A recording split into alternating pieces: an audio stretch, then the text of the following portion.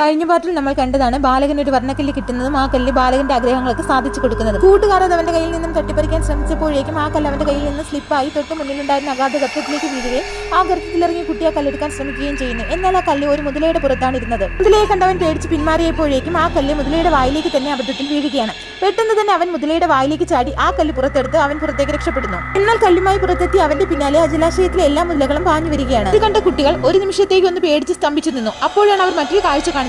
എല്ലാ മുതലകളും മനുഷ്യരെ പോലെ രണ്ട് കാലിൽ എഴുന്നേറ്റ് നിൽക്കുകയാണ്. പേടിച്ച് കുട്ടികൾ പായുന്നതിന് പിന്നാലെ മുതലകളും പായുകയാണ്. മനുഷ്യരെ പോലെ പാറപ്പുറത്തും മറ്റും ചാടി കയറി അവർ കുട്ടികൾക്ക് പിന്നാലെ എത്തുന്നുണ്ട്. പെട്ടെന്ന് ആ കുട്ടിക്ക് ഒരു ബുദ്ധി തോന്നി. അത് മാജിക് കല്ലിനോട് ചോദിച്ചു, നിനക്ക് ഞങ്ങളെ രക്ഷപ്പെടുത്താൻ സാധിക്കുമോ? അപ്പോഴേക്കും എവിടെ നിന്നോ ഒരു വലിയ പക്ഷി പറന്നു വന്ന് അവരെ മൂന്നുപേരെയും പൊക്കിയെടുത്ത് അവർ നേരത്തെ സൃഷ്ടിച്ച ആ കൊട്ടാരത്തിന്റെ മുകളിൽ കൊണ്ടെത്തിക്കുന്നു. എന്നാൽ മനുഷ്യരെ പോലെ സഞ്ചരിക്കാൻ കഴിവുള്ള ആ മുതലകൾ നിഷ്പ്രയാസം ആ കൊട്ടാരത്തിന് മുകളിലേക്ക് കയറി വരികയാണ്. ഇത് മനസ്സിലാക്കി ആ കുട്ടി മാജിക് കല്ലിനോട് പറഞ്ഞ് കൊടുങ്കാറ്റിനെ വിളിച്ചു വരുത്തുകയും കൊടുങ്കാറ്റിൽ എല്ലാ മുതലകളും പാറി പറന്നു പോവുകയും ചെയ്യുന്നു.